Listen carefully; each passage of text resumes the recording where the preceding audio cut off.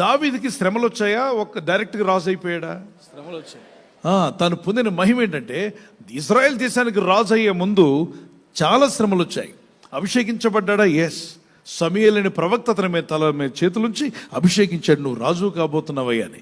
అప్పుడు అతనికి శ్రమలు ఏర్పడినప్పుడు అనుకుని ఉండొచ్చు, దేవా అభిషేకం నిజమైందేనా?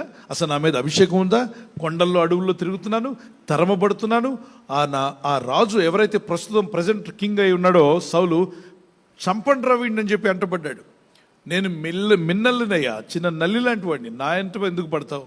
ఓ రాజా, నువ్వు గొప్ప రాజ్య పరిపాలన చేసుకోకుండా నాలాంటి వాడిని చంపడానికి ఎందుకు ఎంటపడుతున్నావు? ఇతనికి అర్థం కాల.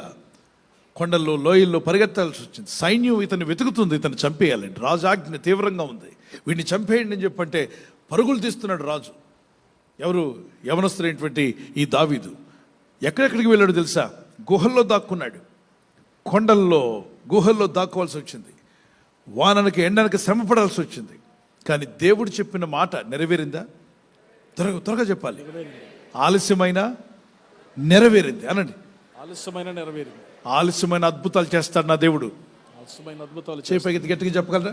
ఆలస్యమైన అద్భుతాలు చేస్తాడు నా దేవుడు. ఆమేన్. ఇంకోసారి గట్టిగా, ఆలస్యమైన అద్భుతాలు చేస్తాడు నా దేవుడు. మీ పక్క వారికి చెప్పండి, ఆలస్యం అవుతున్న అద్భుతం జరగబోతుంది. ఆలస్యం అవుతున్న అద్భుతం జరగబోతుంది. అద్భుతం జరుగును గాక. అద్భుతం జరుగును గాక. ఆలస్యమైన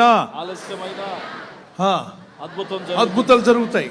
అదే జరిగింది జీవితంలో. శ్రమపడ్డాడు, కష్టపడ్డాడు, డౌట్ వచ్చింది తనకి. నిజంగా అభిషేకం నాకు నిజమేనా? దేవుడు చెప్పిన మాట నిజమేనా? అసలు నెరవేరుతుందా? దేవుడు ఇచ్చిన మాట ఎందుకు నెరవేరట్లేదు?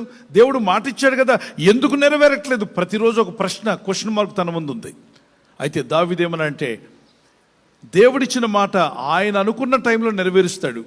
ఇప్పుడు ప్రస్తుతానికి కష్టాల్లో ఉన్నాను, కానీ దేవుని విడిచిపెట్టను. శ్రమల్లో స్తుతించాడు, కష్టాల్లో స్తుతించాడు, బాధల్లో స్తుతించాడు.